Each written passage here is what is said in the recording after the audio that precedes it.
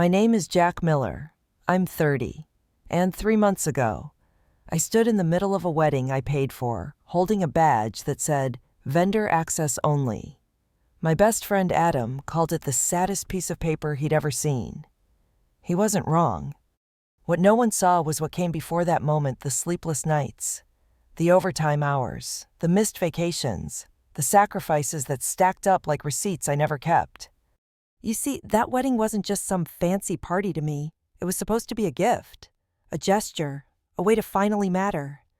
But what I learned, standing there in my tailored suit, next to a gift table I had practically built with my own money, was this: you can buy people dinner, but you can't buy respect, especially not from your own family.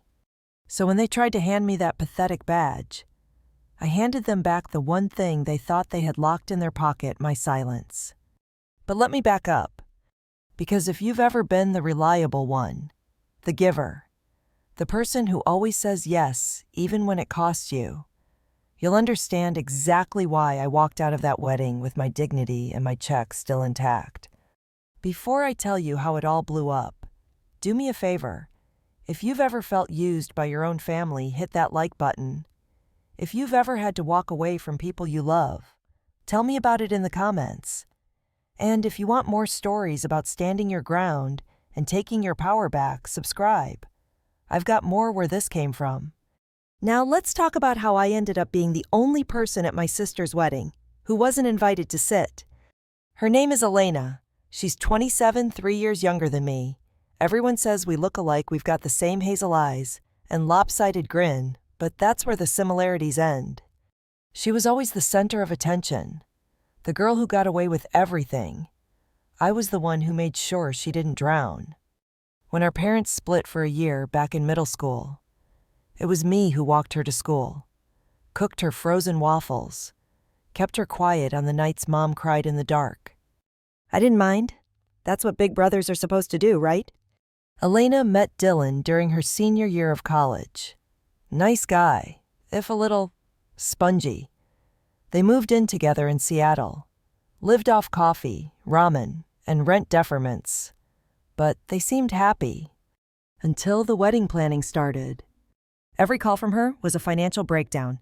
Jack, the venue just upped their deposit. Jack, we may have to cut flowers or skip catering entirely. Jack, do people really care about having a full dinner? At first, I just listened, nodded, suggested DIY tips from Reddit. But the panic in her voice started to scrape at something in me. That old reflex: protect, fix, absorb. So I made a decision. I was doing well, had a good software job in Portland, picked up some extra freelance gigs. I canceled my summer trip, sold my PS5 setup, and poured every spare dollar into one goal: give Elena the wedding she dreamed of. I called the catering company myself, wrote the check, $12,000, no split payment, no IOU, done. I also tucked another $6,000 into a card for her honeymoon. Somewhere warm, somewhere she wouldn't have to think about debt for once. I told our mom Susan the plan. She teared up, called me a real man, told me Dad would have been proud if he hadn't moved to Arizona with his new wife and forgotten our birthdays. You're doing something beautiful, she said. Funny how beauty fades when power gets involved. Adam was the first one who saw it coming. My best friend since freshman year of college. He's got this sixth sense for dysfunction, like a shark can smell blood. When I told him I was covering the whole wedding, he stared at me like I'd joined a pyramid scheme. Elena, the same girl who logged into your Netflix and made 3 new profiles for her dog, her plants, and her dream wedding board. She's changed, I said. He gave me that "are you hearing yourself" look. No, man, you've changed. You keep hoping people will meet you where you are. They won't, not unless they have to. I brushed it off. Adam always saw the worst. But something about his tone lingered. The morning of the wedding, I slipped into my suit, navy blue, double-breasted, crisp, clean. I even wore the watch Dad gave me when I graduated. I looked like someone who belonged. In my jacket pocket, the gift envelope, and a small silver pen. I'd had it engraved. For everything you sacrificed. Love, Jack. I planned to leave it in Elena's room. Just a quiet thank you from the brother who'd been there since day one. When we pulled up to the church, I felt proud, excited, even. It didn't last. The ceremony was fine. Typical small chapel, short vows, awkward ring slips. I clapped, smiled, hugged Dylan. The reception was next. As Adam and I approached the check-in table at the reception venue, the one I had paid for, I noticed the couple in front of us getting handed gorgeous gold-trimmed name tags with assigned tables. Very Pinterest-worthy, monogrammed fonts, little ribbon ties, the whole deal. When it was my turn, the woman behind the table didn't even look up. She pulled a piece of printer paper from a plastic folder, shoved it into my hand. Black text, all caps, no design. Vendor access only. That was it. No name, no table, no ribbon. Just exclusion, formatted in Arial bold. Adam looked over my shoulder and nearly choked. "Is this a joke?" he said. The woman shrugged. "I just hand out what I'm told." And then, like some sitcom villain, Mom appeared.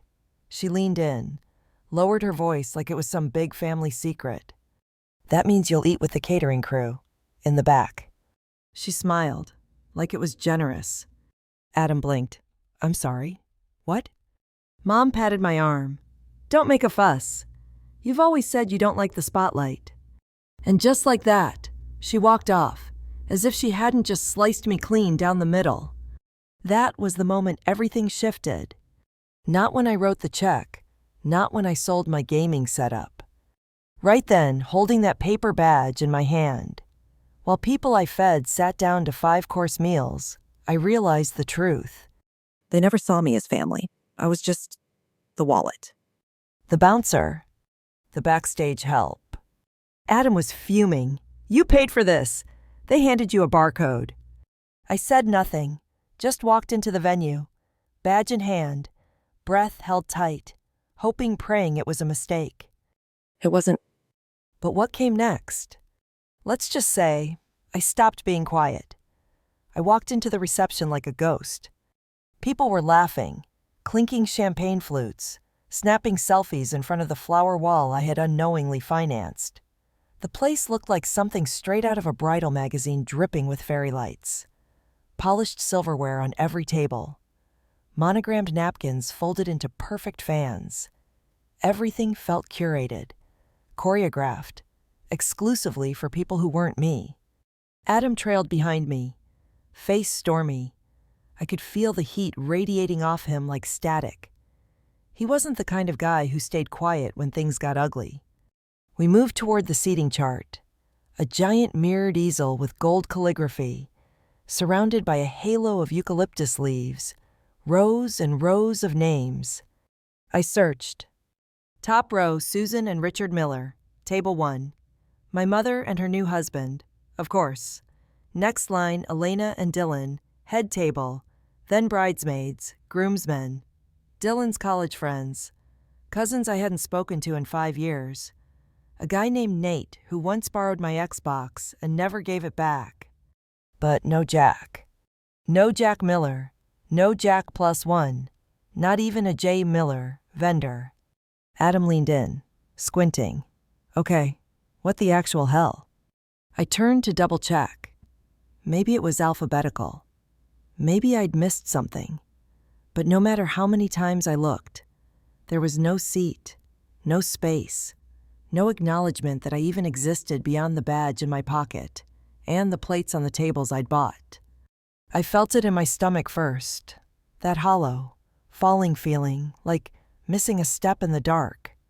Then came the heat, creeping up my neck, into my ears, burning behind my eyes. I blinked fast, hard. I would not give them a single tear. "Let's ask," Adam said, already moving toward the nearest wedding coordinator.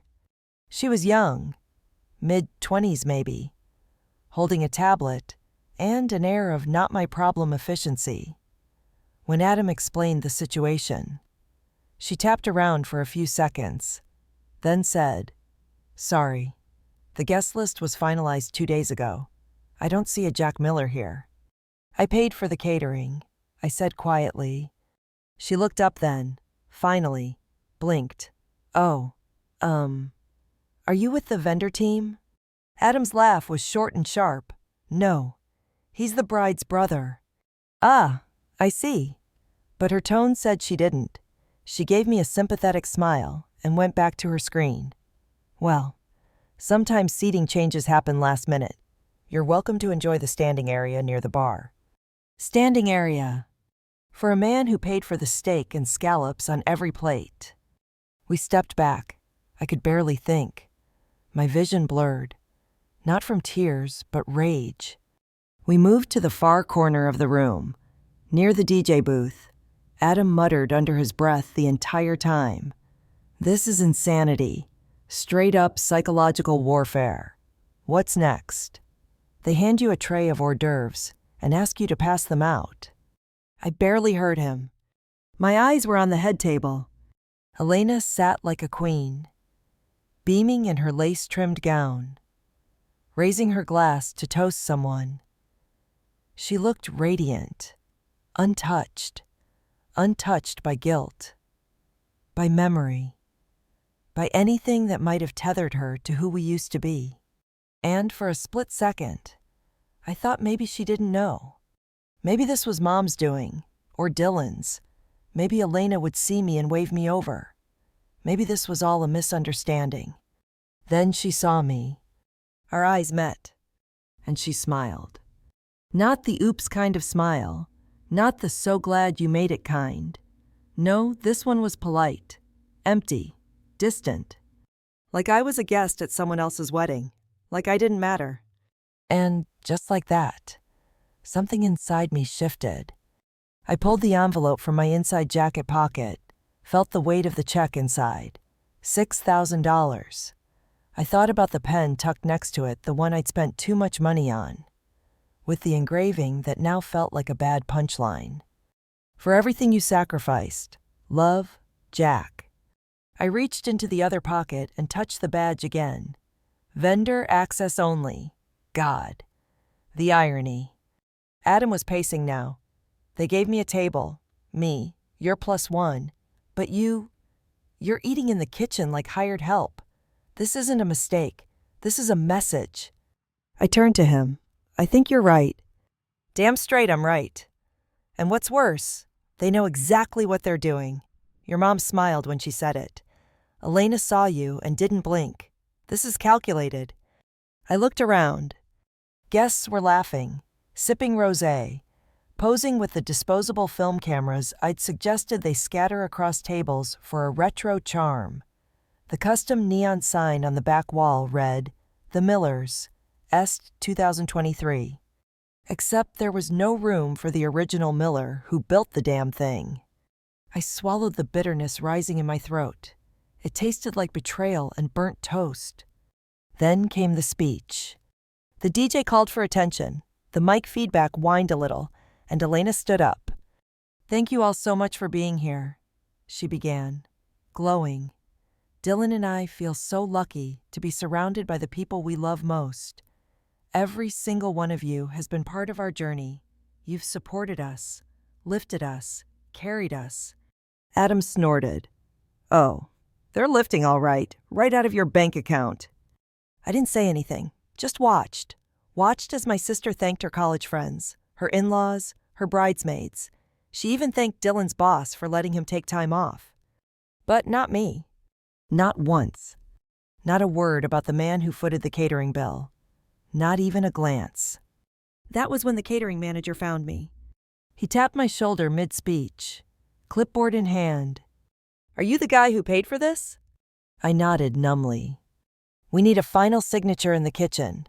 They're prepping dessert and need release on the final head count." Adam stepped between us. "Excuse me, this man is not a staff member. He's a guest." The manager blinked. "My apologies. I was just told." "It's fine," I said.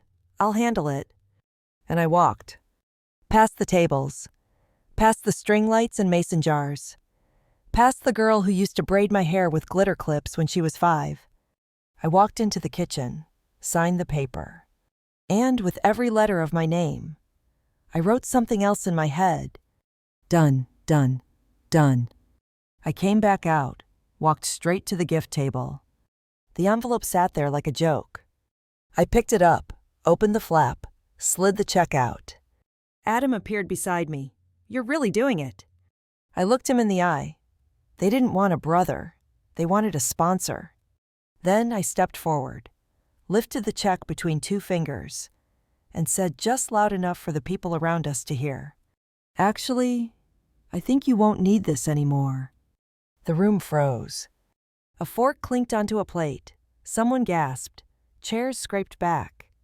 And then, "Elena," someone called. "Jack! Wait, Jack, what are you doing?"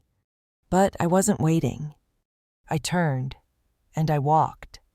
Walking away from that wedding was like shedding skin I'd worn for years, only to find myself standing naked in a crowd that didn't know I existed.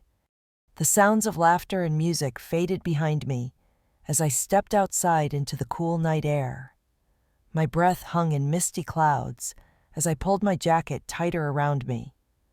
But it wasn't the cold that made my hands shake. It was the weight of everything left unsaid. Adam caught up with me on the sidewalk, eyes burning with frustration. "Jack, what now? You just walked out on your own sister's wedding, on your family. What's your next move?" I didn't have an answer. Not yet.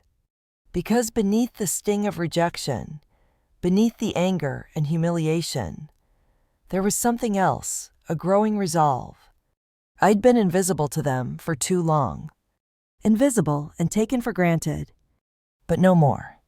That night, I sat on my apartment couch staring at the empty envelope that used to hold the check. The silver pen lay next to it, the one with the engraving I'd once hoped would express a brother's love. Now it felt like a trophy of betrayal. I ran my fingers over the cool metal and thought about every time I'd said yes when I wanted to say no. Every dollar I'd sacrificed to keep the family afloat. Every birthday, every holiday, every crisis I'd handled silently. I realized that my silence had been their permission slip. That's when I made my decision. I wasn't just going to walk away. I was going to show them what it meant to lose me. The next morning, I started making calls. First, to the catering company. I asked for detailed invoices, payment schedules, anything that documented exactly what I'd paid for. Their receptionist seemed surprised, but professional. "I'll get those to you by the end of the day," she said. Then I contacted the venue manager. "I'm reviewing the contract." I told her, "I want to make sure everything was fulfilled according to plan." While I was at it, I dug through emails and texts, old messages from Mom, Elena, even Dylan, anything that might hint at why they treated me like a stranger at my own sister's wedding. What I found was worse than I expected. Subtle messages about keeping the focus on the bride and groom. Suggestions from Mom about limiting family involvement. A few texts from Elena thanking her friends for handling the arrangements, never once mentioning me. It wasn't a mistake. It was a plan. But it wasn't just about a seat at a table. It was about who they thought I was. To them, I was the bank, the backup plan, the guy they could count on to pay the bills, but never count on for anything else. I remembered a conversation with Mom a few weeks before the wedding. "You don't like the spotlight, Jack," she said softly over the phone. "That's why we thought it'd be better if you helped behind the scenes." Help behind the scenes. Like I was a stagehand, not a family member. Her words echoed in my mind as I sat at my kitchen table, reviewing the payment receipts again. This wasn't just hurtful. It was toxic. Adam came over later that week. He brought coffee, sat across from me with his usual calm and sarcasm. "You've got a plan, right?" he asked. "Because if you just sit there feeling sorry for yourself, that's exactly what they want." I nodded slowly. "I do." Together. We started mapping it out. I was going to make sure everyone knew exactly what happened. The truth had to come out, publicly, if necessary. But I also wanted something more. Respect. Recognition. Justice. The first step was gathering proof. Emails, receipts, texts all lined up to show my contributions and their deliberate exclusion of me. Adam helped me draft a message to the family. Not angry, not accusatory, just facts. I was proud to support Elena's wedding because I love her. But I was hurt by how I was treated. I hope we can talk openly about this. I sent it, then waited. Days passed. The silence was deafening. No calls, no apologies. Only a few curt replies from Mom, blaming misunderstandings and stressful planning. But no one addressed the real issue. No one took responsibility. And that made my resolve harder. One afternoon, I went to the local community center where Elena volunteered occasionally. I hoped to see her, to maybe find a moment to talk. Instead, I found her with a group of friends, laughing, glowing, completely unaware of the storm I was building. It was a stark reminder of how far apart we'd grown, how much I'd lost. That night, I sat alone again, the pen and envelope beside me. I thought about the sacrifices I'd made, the family I'd tried to keep together, and the family that chose to leave me out. Tears welled up not from sadness, but from the fire of determination. This wasn't over. Not by a long shot. Because sometimes, the only way to heal a family is to break it open first. And I was ready. That moment when you decide to stop pretending everything's okay, when the hurt and the humiliation finally spark a fire inside you, is something you can't prepare for. It's a reckoning, a turning point. For me, that reckoning came late one night, sitting in my dimly lit apartment, the weight of my family's silence pressing down like the Pacific Northwest fog outside my window. I stared at the engraved pen again, the one that once held so much hope. The words, "For everything you sacrificed, love." Jack felt like a cruel joke now. I reached over, picked it up, and squeezed it tightly in my hand. This pen was no longer a symbol of love. It was a symbol of betrayal, of invisibility. And I knew what I had to do. The first step was gathering everything: the invoices, the contracts, the emails between the vendors and me, the texts with Mom and Elena about payments and plans, every dollar I'd spent, every promise I'd kept, every word they used to pretend I wasn't there. I printed every document, highlighted every line that proved my role and their willful exclusion.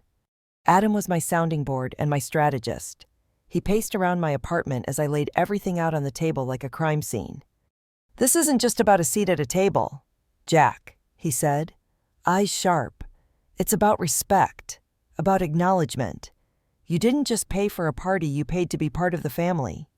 I nodded, but deep down, I knew this wasn't just about respect. It was about survival, about reclaiming a place I'd been denied.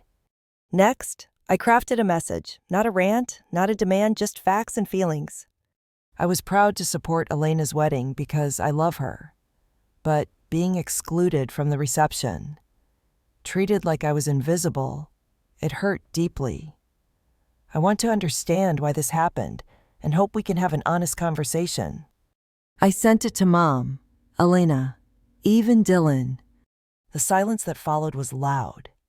No calls, no texts, just cold, indifferent quiet. Days later, a brief reply from Mom arrived.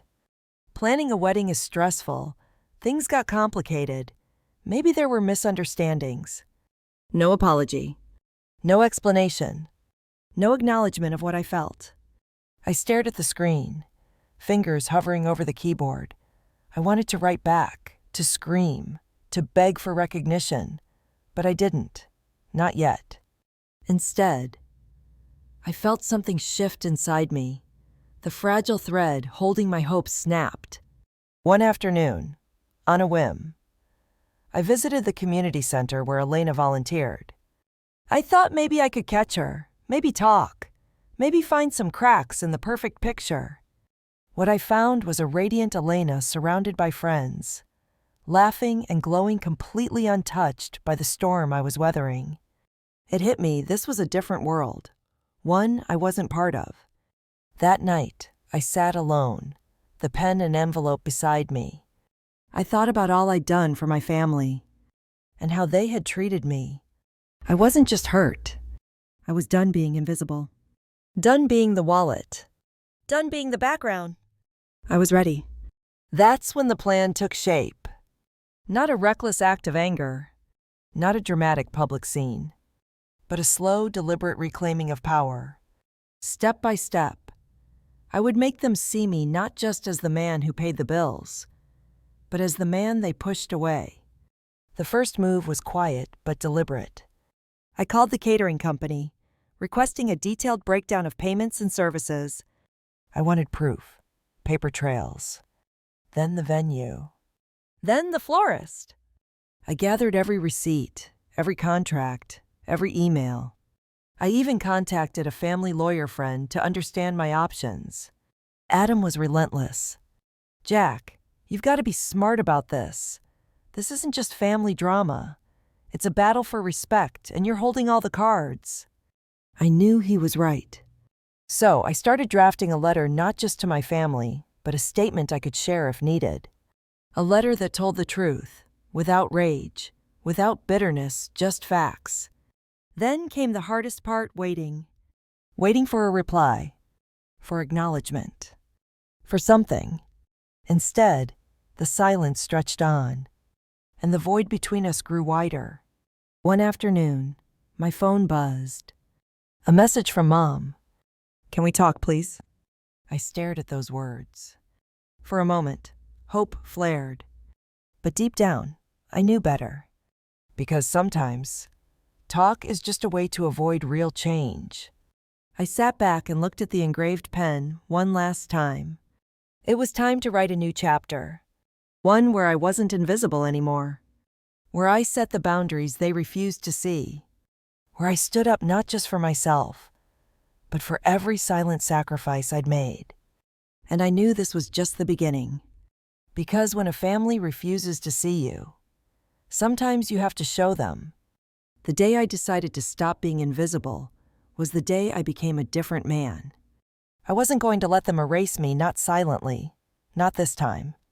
So I set my plan in motion, slow and steady, like a tide pulling back before the storm. It started with the letters.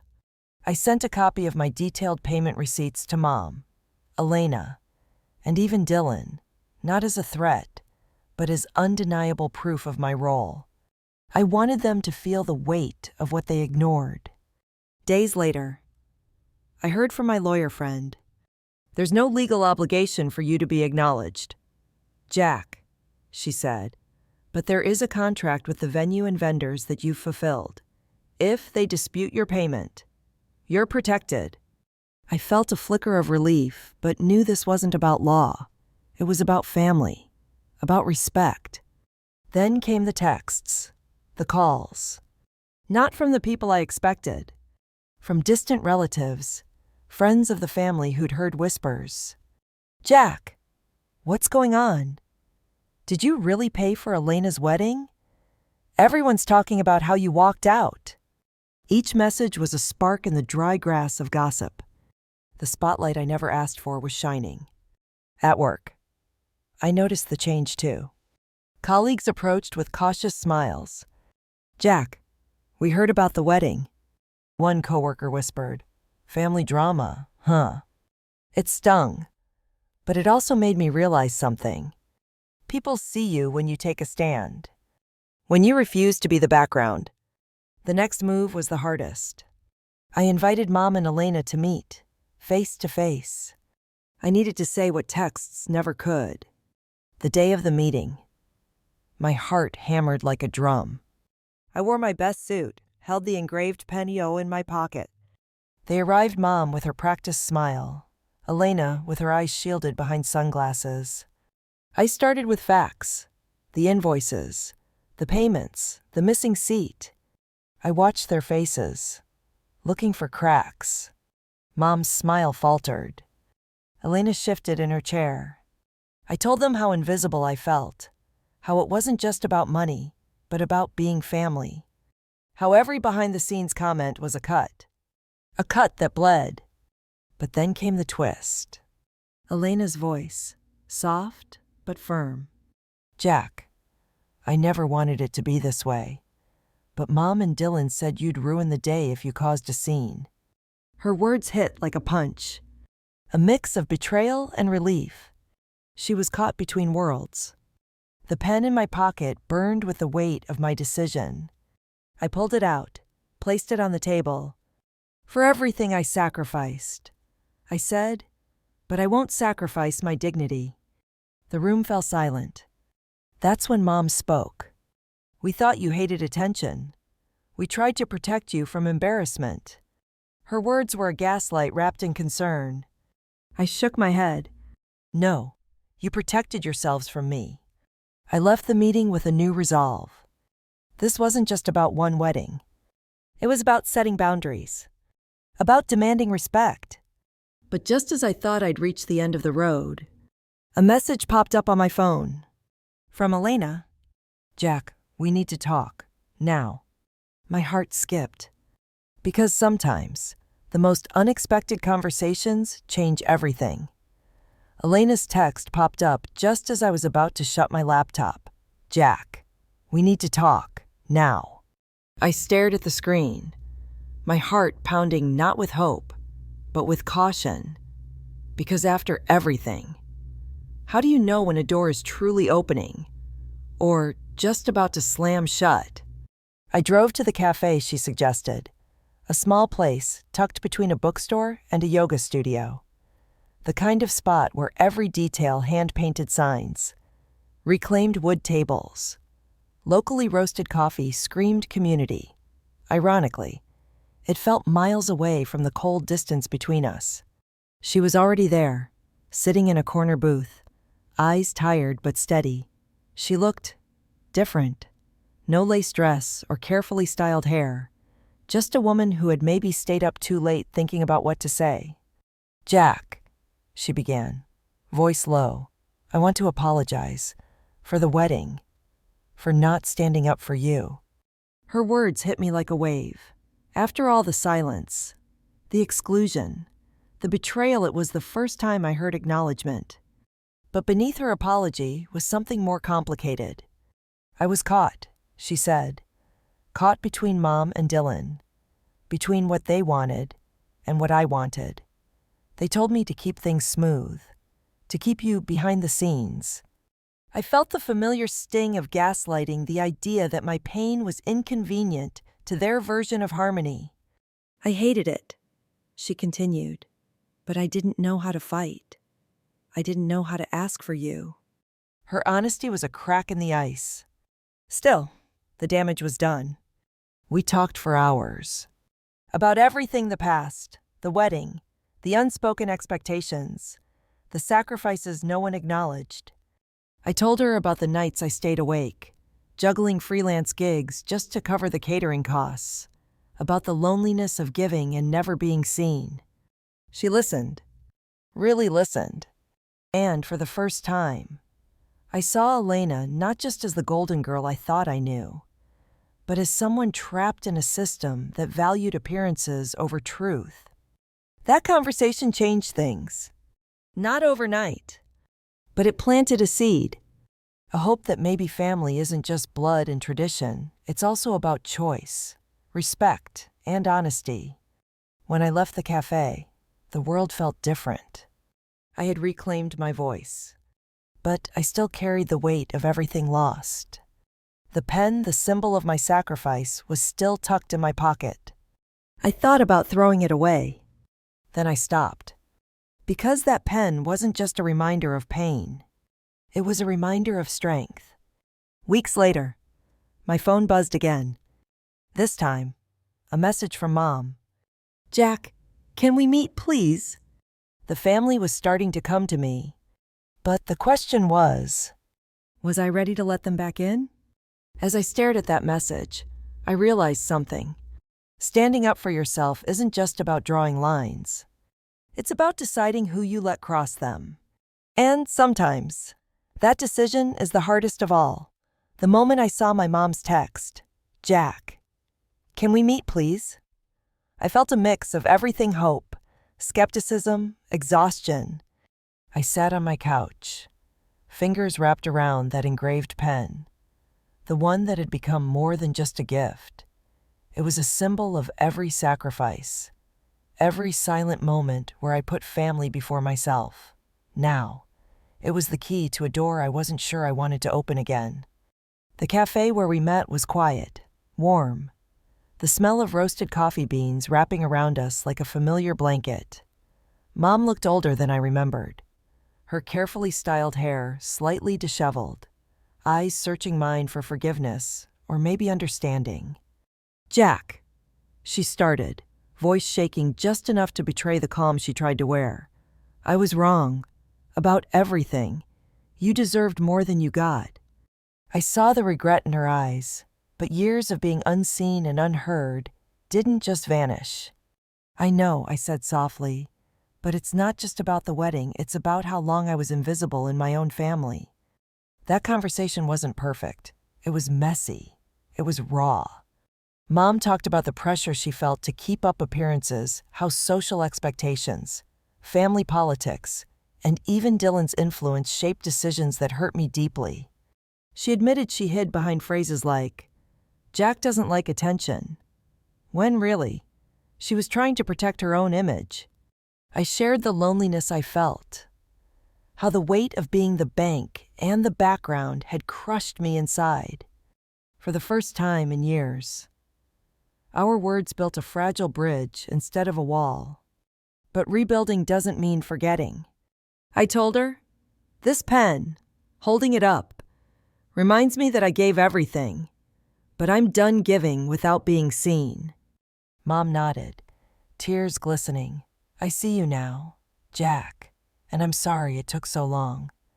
The days that followed were filled with cautious steps. Elena reached out too, wanting to meet, to apologize. She said she felt trapped, torn between love for me and the expectations imposed by others. I realized then how much pressure family dynamics can create, especially in a culture obsessed with appearances and success. We talked about what family really means, not just blood or money, but respect, honesty, and choice. I started setting new boundaries, saying no when I needed to, prioritizing my own needs without guilt. The pen stayed on my desk, a reminder that love doesn't mean sacrifice without recognition. Looking back, I see how deeply I wanted to belong, and how that desire nearly cost me my peace. But I also learned that true family is built on seeing each other, flaws and all. Sometimes, standing up means walking away. Sometimes, healing means saying, "I'm enough." If you're watching this and have ever felt invisible, used, or taken for granted, remember this: your worth isn't measured by what you give to others, but by how you honor yourself. You deserve to be seen, you deserve respect, and you deserve to choose who you let into your life. Thank you for listening to my story. If it resonated with you, please like, comment, and share your own experiences. Subscribe for more stories about family, resilience, and reclaiming your power.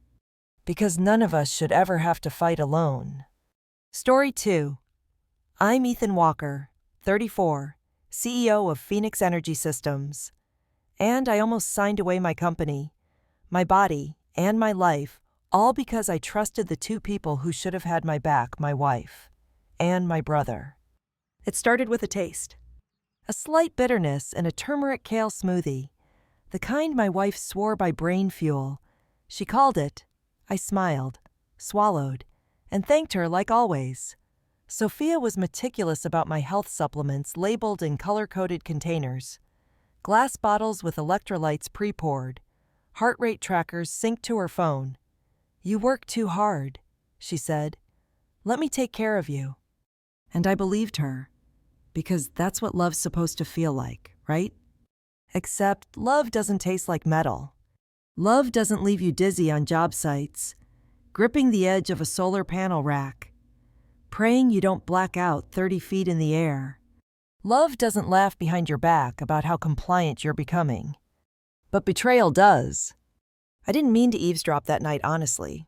I just went upstairs to grab my charger. Our house has this weird acoustic thing, sound travels from the kitchen like a radio signal. And that's when I heard her. 6 more weeks and everything will be ours, Sophia said, giggling like she'd just scratched a lottery ticket. My stomach dropped. And then I heard my brother's voice. Brody, he's coming along nicely, he said. Still asks questions, but the dosage is working. Let's push for the full transfer next month.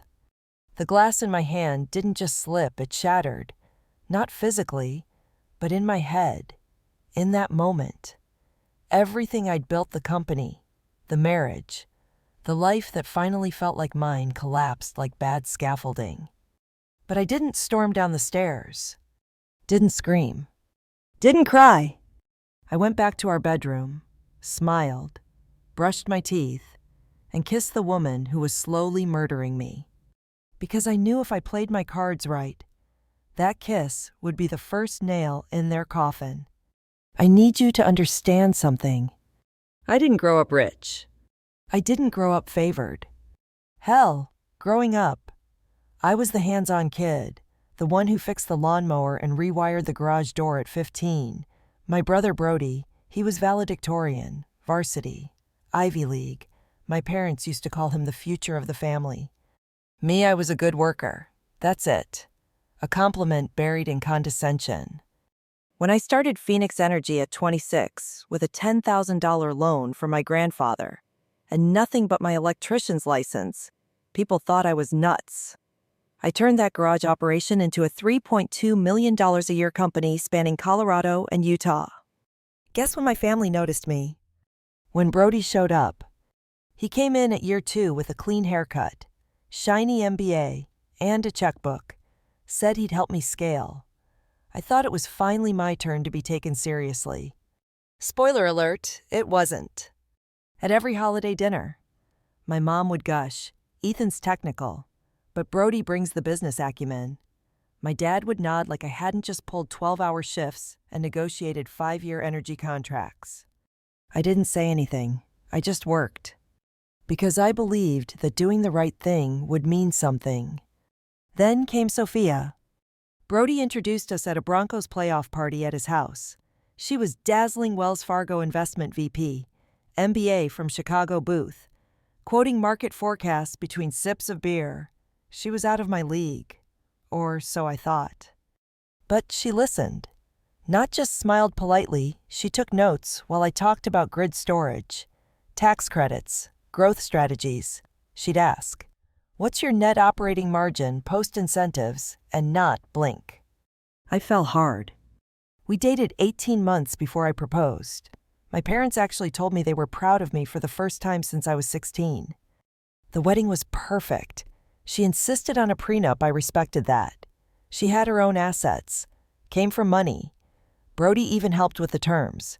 Everything looked clean. But clean things don't usually leave bloodstains.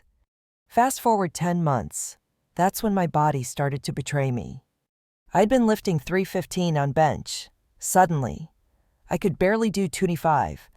My stamina nosedived. I'd climb a ladder at work and get winded halfway. I blamed burnout, stress, caffeine. Sophia blamed my diet. So she changed it. Out went the burgers and protein shakes. In came wild-caught salmon, Himalayan salt, spirulina, lion's mane mushrooms. And I thanked her. I thanked her. That's what guts me most. That I was grateful to the woman who looked me in the eye and said she loved me while adjusting my dosage. Meanwhile, Brody started pushing changes to the business news succession clauses, requiring co-signatures for spending, even a clause that handed over operational control in case of cognitive decline. I didn't realize he was building a legal mousetrap, and I was the cheese. He'd spread contracts out after dinner, act like I was too tired to read. Sophia would bring herbal tea, stroke my arm, whisper, "Just get through it, babe. Then you can rest." And I did. Until the night I heard their plan. I know this sounds insane. I know. But if you've ever had your reality pulled out from under you, if you've ever realized the people closest to you are plotting your erasure, then maybe you get it. I didn't tell anyone at first. Until the next morning. Sophia was out at her 6 a.m. yoga class. I grabbed my phone, opened my old contact list, and tapped a name I hadn't dialed in a year. Tommy Delgado. Childhood best friend. Runs a plumbing company in Fort Collins. Looks like he bench presses refrigerators for fun. Grew up 3 doors down from me. The kind of guy who'd fight a bear with a wrench if you asked. He picked up on the second ring. Yo, hey, what's up? I took a breath. Brody and Sophia are poisoning me. Dead silence. Then, without missing a beat. Okay, I'll be there in 20. Don't eat anything. He showed up in cargo shorts, steel-toe boots, and a face that said he was ready to throw down. First words out of his mouth. You look like death microwaved twice. Sit. He opened my fridge, tossed 3 containers of Sophia's prepped meals in the trash, then turned and said, "Okay, tell me everything. Start with the poison." And I did. From the smoothie to the staircase. From Brody's voice on speaker to the shell company named Rocky Mountain Solar Solutions. He didn't laugh, not even a joke. Just nodded. Cool, so we're going full Mission Impossible on these assholes. And that was the beginning. The beginning of a counterattack they never saw coming. The beginning of me finally stepping out of the role of the good worker and into the man who rewrites the whole damn story. You think the next part's dramatic? Wait till you see what I did after the drug test came back. Trust me, you'll want to sit down for that. ChatGPT said Tommy didn't waste a second. We drove 2 towns over to a small, independent urgent care clinic. Cash only. No insurance. No electronic records. The kind of place that caters to off-the-books injuries and men who don't want their names attached to blood panels. The nurse barely looked at me before drawing 3 vials. My hand shook while signing the waiver. My heart felt like it was galloping in a cage. I didn't know what was scarier, the idea that something was in my system, or that there might be nothing, and I'd gone full paranoid. Tommy sat in the waiting room like a bouncer, arms crossed over his chest. He didn't say much, just stared at the clock. 10 minutes later, the doctor called us into the back. "You've got lorazepam in your system," he said, "and metoprolol, both prescription only, and neither one should be taken without supervision, especially not together." I blinked. "What do they do?" He adjusted his glasses. "Lorazepam's a sedative, slows your brain, your reflexes, metoprolol beta blocker, drops your heart rate and blood pressure, together. Long term, you're lucky you haven't passed out behind the wheel." That moment, it didn't hit me like a slap. It hit like a slow, cold drip down the spine, like someone opening a freezer inside your chest. Because now, it wasn't just a suspicion. It was science. It was evidence. We left the clinic in silence. Tommy stopped at a gas station and grabbed 2 Mountain Dews and a bag of beef jerky. "You need sugar and salt. You look like you just saw a ghost." I sat on the curb outside, popping the soda tab with a shaky thumb. The sun was high, but I felt numb, disconnected. "They're actually trying to kill me," I said. Tommy didn't argue. He just nodded. "Slow enough you'd blame stress. Smart, actually." I looked at him. "What do I do?" He smirked. "We build a net. Then we catch their asses in it." Here's where Derek comes in. Derek Walsh isn't the kind of guy you find on Yelp. He's the kind of guy you call when things are already broken, and you need to know who broke them, when, how, and whether you can prove it in court. He used to work military intelligence before going private. Now he runs a discreet agency that specializes in digital surveillance, fraud investigation, and, according to Tommy, the kind of suck-up you only see in movies. We met him at a coffee shop in Littleton. 2 hours later, he was already there, sipping black coffee and reading The Economist. Buzz cut, aviators, zero small talk. Tommy says you're being poisoned. Derek said. I nodded, handing him the blood work report. He read it, didn't blink. You got cameras in the house? No, I said, just Nest doorbell. Why? He folded the report neatly and slid it into a folder. Because step 1 is eyes and ears. If they're doing this to you, we need them on tape, video, audio, no more guessing. What about legal issues? Derek raised an eyebrow. You live there. Your name's on the deed. Colorado's a one-party consent state. You're the party. The next 72 hours were a blur of wires, firmware, tiny microphones, cloud storage, encrypted backups. Derek moved like a machine. By Monday morning, there were 6 microcameras in the house kitchen cabinet, light fixture over the dining table, hallway smoke detector, air vent in the bedroom, the back patio, and his favorite inside my wedding ring. It's poetic, he said, a symbol of loyalty that now listens for betrayal. The first night I wore that ring, my hand felt heavy, not from the tech, just the weight of what it meant.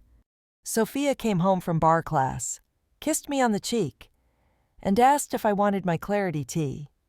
I smiled and said yes. The camera on the light fixture caught her sprinkling a white powder from a capsule into the cup. She stirred clockwise, twice. That part was important. Apparently, she always did it that way. And she always watched me take the first sip. That night, I poured it into the sink while she went upstairs. Every time she looked at me, smiled at me, touched my arm, I smiled back. Every time she said, "You seem better, baby," I nodded and said, "It's your magic."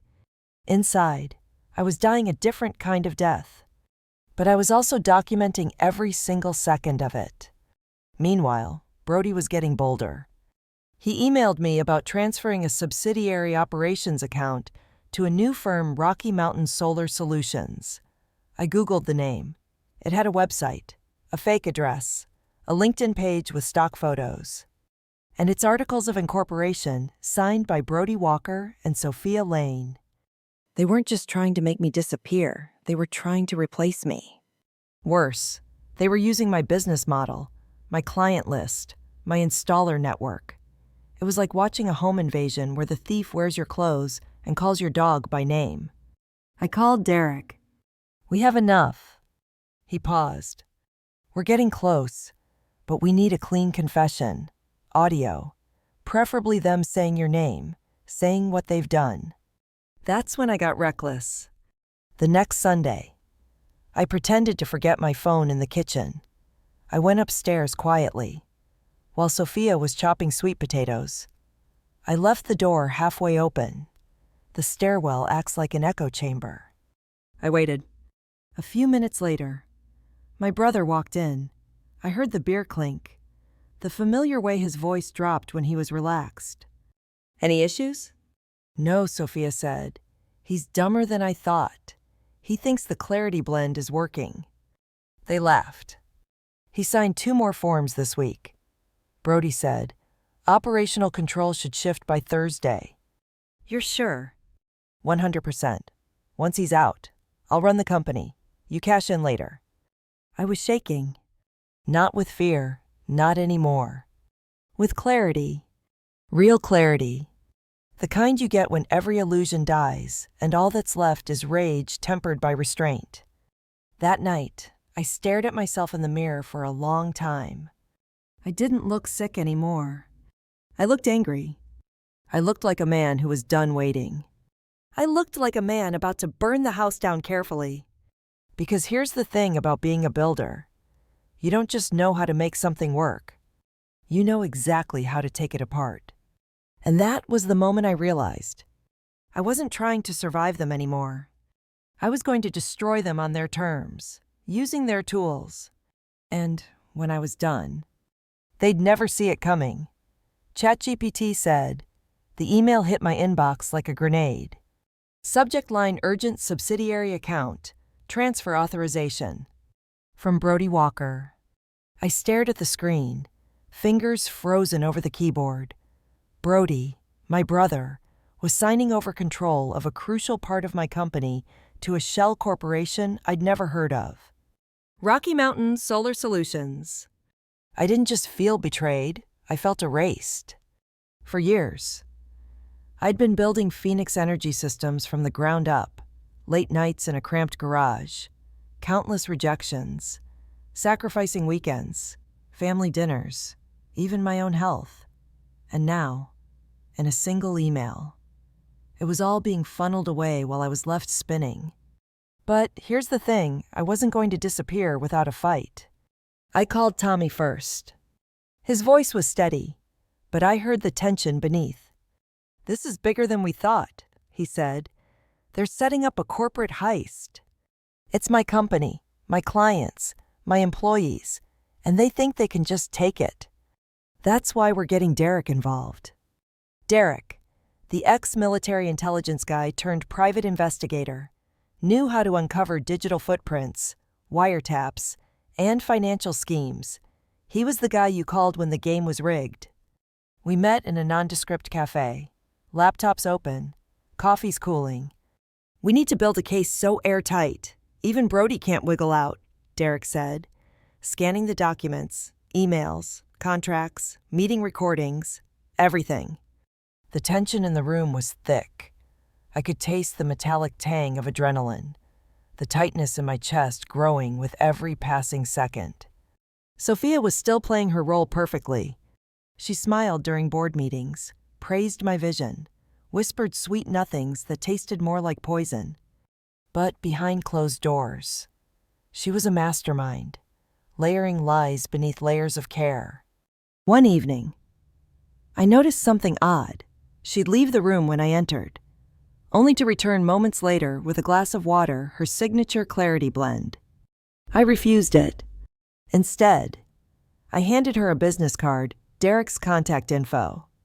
Her smile faltered for a moment. That night, the house felt colder, the familiar warmth replaced by an undercurrent of danger. Meanwhile, Brody started pressuring me to sign more documents. At first, subtle nudges for the good of the company, he'd say. But soon, outright demands. Sign here, Ethan. You don't want to cause a scene, do you? I knew what would happen if I gave in. But I also knew I needed to act smarter, not just harder. The turning point came during one of those late-night strategy meetings at our office. Brody's phone buzzed. He glanced at it, smirked. Looks like the investors are getting cold feet. They're just nervous, Sophia added sweetly. I felt my blood boil. They were dismantling everything I worked for. And for what? Because I wasn't the golden boy. Because I didn't wear a suit to board meetings. Because I was the blue-collar brother trying to dream big in a white-collar world. That night, I sat alone in my office, staring at the glowing Phoenix logo on the wall, a symbol of rebirth, strength, and resilience. I thought about the countless times I was told I'd never make it, the late nights, the moments I almost gave up. But I was still here, still fighting. And then it hit me. I needed a plan, not just to survive, but to take back everything they tried to steal. I would gather every piece of evidence, every recording, every contract, and expose them for who they truly were. I would turn their lies into my ammunition. And when the dust settled, Phoenix Energy wouldn't just survive. It would rise stronger and purer. But here's the catch. Planning revenge is like playing chess on a sinking ship. One wrong move, and you go down with it. So I made a decision. A dangerous one. I would pretend to fall in line. Play the obedient husband, the sideline CEO, the unsuspecting victim, until the moment was right. Because in this game, Patience was my deadliest weapon. I looked at my reflection in the office window. The man staring back was tired, but there was fire in his eyes. A fire no poison, no betrayal could ever extinguish. And deep down, I knew the hardest part was yet to come. Sophia and Brody thought they were winning, but they had no idea what was waiting in the shadows. And neither did I. ChatGPT said, "I won't lie, planning this revenge wasn't easy. It was like assembling a puzzle where half the pieces were missing and the other half were traps. But I knew one thing, I couldn't rush it. One false move and everything would crumble." That night, I sat in the dark of my office, the only light coming from my laptop screen and the soft glow of the Phoenix logo etched on the wall. It was a symbol of rebirth, but also of resilience, something I'd need in buckets. I began by drafting a map and exact plan, step by step, to catch Brody and Sophia red-handed. First, I had to make them believe I was still the weak link, the distracted CEO losing his grip. So I started signing documents they sent me without reading them fully. Contracts, amendments, operational transfers, all carefully prepped with subtle changes I knew could be contested later. A smokescreen. Each yes I feigned felt like a betrayal of myself, but it was necessary.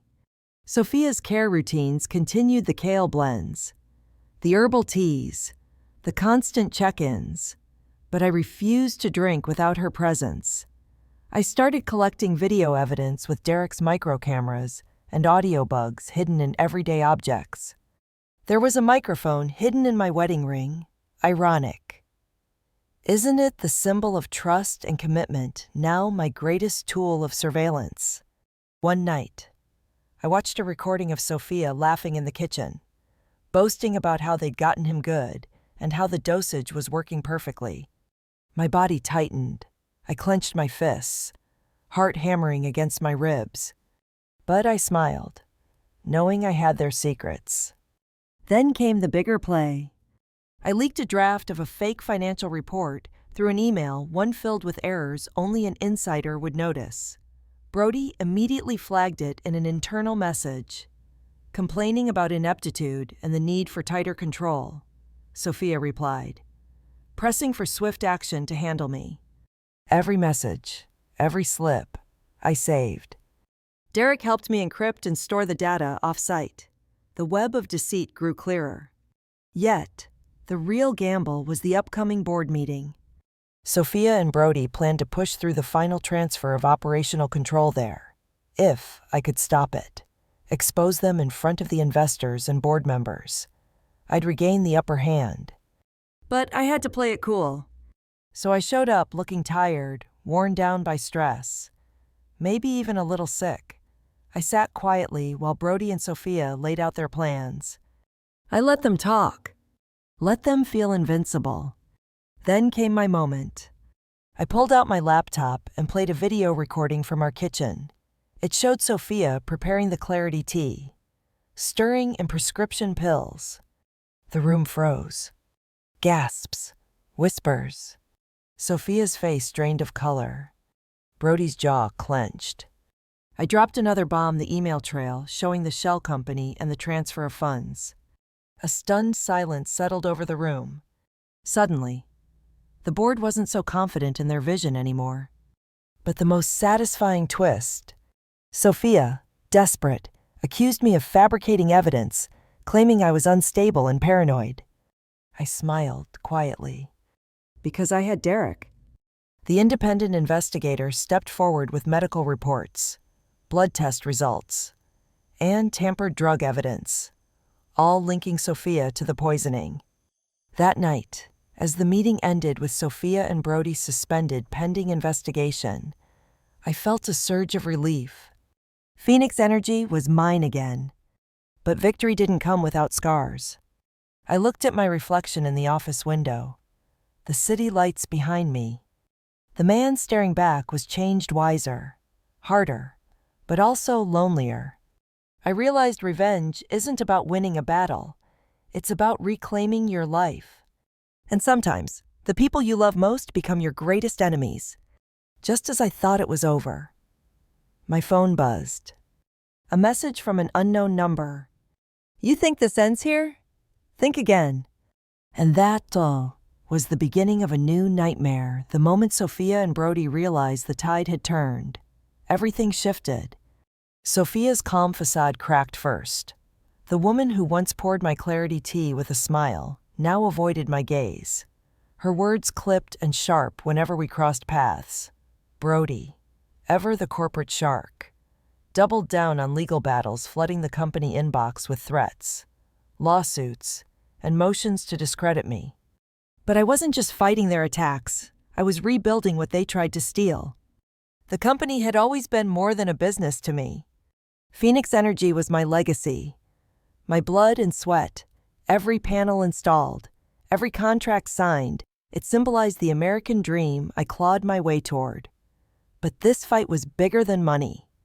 It was about respect, recognition, and proving that someone from a blue-collar background could stand toe-to-toe with Ivy League elites and win. To protect what was mine, I brought in a trusted team, loyal employees, and friends who'd seen me through lean years. Together, we rebranded the company to Phoenix Reborn Energy, symbolizing a fresh start and a burning away of betrayal. On the office walls, a new logo, a fiery phoenix rising from ashes, served as a daily reminder that strength comes from overcoming the worst. Meanwhile, Derek worked behind the scenes. His intelligence network uncovered hidden accounts where Brody funneled company funds. He traced offshore transactions and found falsified contracts linking Sophia and Brody to fraudulent schemes. The evidence was damning, enough to put them behind bars. But that wasn't the best part.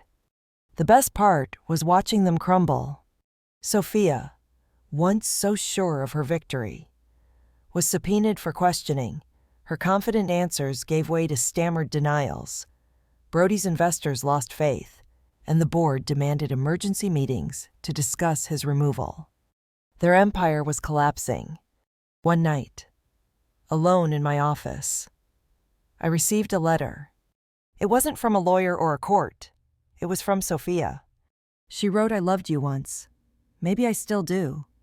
But power changed me. Maybe it changed you, too."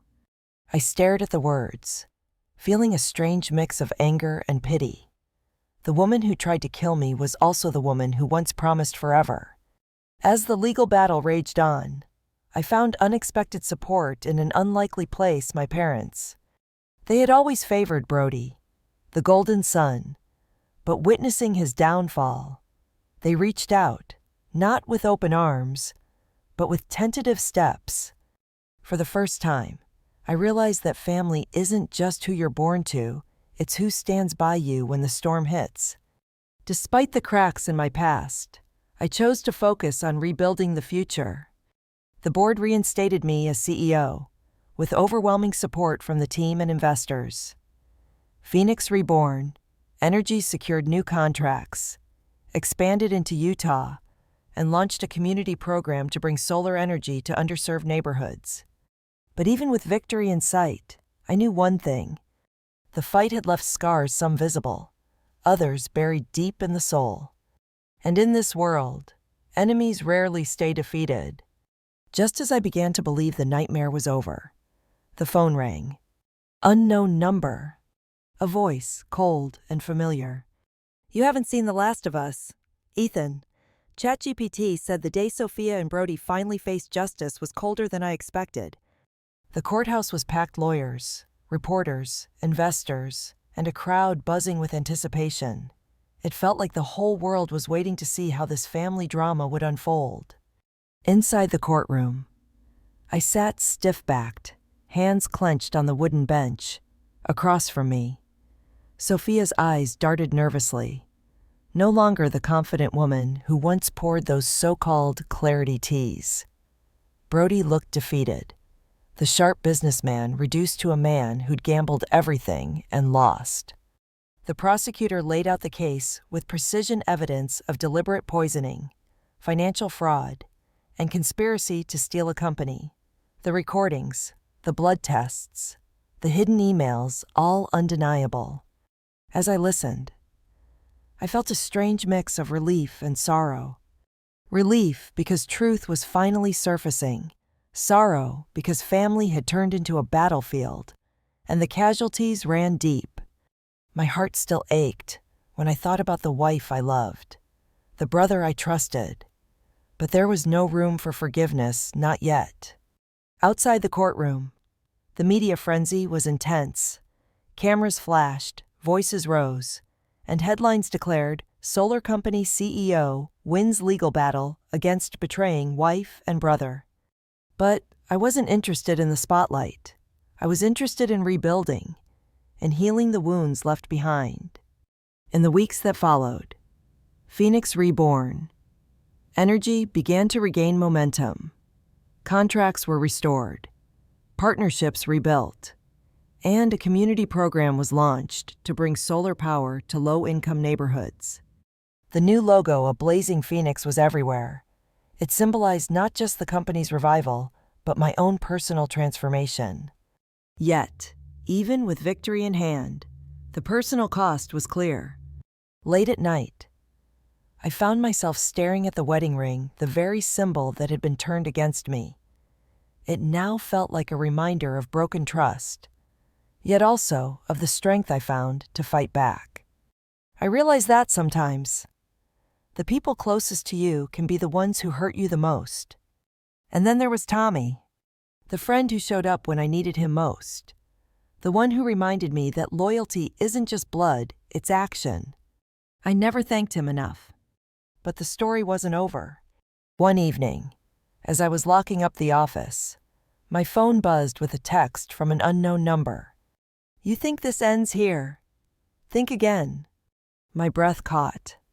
The past has a way of lingering, of coming back when you least expect it. I looked out at the Denver skyline, lights twinkling like distant stars. I'd won the battle. But the war, that was still to be decided. I still remember the quiet that settled over my house the day everything changed. No more whispered plans behind closed doors. No more poisoned smiles at the breakfast table. Just silence. It was the kind of silence that echoes louder than words, the calm after the storm. But also a reminder of the wreckage left behind. Sitting by the window, I traced the familiar lines of my wedding ring, once a symbol of love, now a silent witness to betrayal. It weighed heavy on my finger, a constant reminder that trust, once broken, is hard to rebuild. I thought about Sophia, about Brody, how ambition and greed had twisted what was supposed to be family into enemies. Yet, despite everything, I don't hate them. Because hatred is a poison that corrodes the soul faster than any drug. I thought a lot about my own journey. About growing up as the blue-collar kid, the one who fixed things with his hands while others read books in ivory towers. I learned that the American dream isn't just about success. It's about resilience. About standing up when the world tries to knock you down. About building something meaningful even when the odds are stacked against you. Phoenix reborn. Energy isn't just a company anymore. It's a testament to every late night, every sacrifice, every time I chose to fight rather than fold. It's a symbol that even when you're burned to ashes, you can rise again stronger, wiser, and more determined. But victory has its costs. I lost relationships I thought were unbreakable. I lost pieces of innocence and faith. And I learned that sometimes the hardest battles aren't with others, they're with yourself. Tommy, my steadfast friend, reminded me what true loyalty means. Not blood, but action. Not words, but presence. He stood by me when my own family turned their backs. And my parents, They slowly began to see me not just as the kid who didn't fit, but as a man who fought to reclaim his life. Their silence was no longer judgment, it was tentative understanding. As I look to the future, I know this isn't just my story. It's the story of so many who face betrayal, doubt, and adversity. To those watching now, if you've ever been underestimated, undermined, or betrayed, I want you to know you are not alone. Your story isn't over. Sometimes the fiercest battles forge the strongest souls. Sometimes rising from the ashes is the greatest revenge. And sometimes the fire inside you is brighter than anything the world can throw your way. Before I go, here's one last thing. Trust your gut. Protect your peace. And never let anyone else write your story for you. Thanks for listening to my journey. If this story resonated with you, hit like, share your thoughts in the comments, and subscribe for more stories of truth, resilience, and redemption. Remember, every phoenix has its fire, and every fire has its rise.